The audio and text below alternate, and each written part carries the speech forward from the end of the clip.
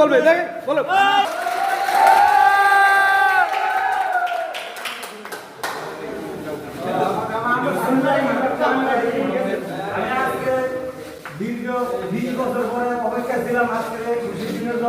দীর্ঘ 20 বছর পরে আজকে দেশ স্বাধীন হয়েছে। আমার মনে হয় আল্লাহর রহমতে আমরা জিয়ার সৈনিক নতুন করে দেশ গঠন করব ইনশাল্লাহ। বিএনপি সার্ভাকশন এবং খেলাধুলার পক্ষ থেকে আজকে খুশির দিনে সবাইকে মিষ্টি বিতরণ করছি।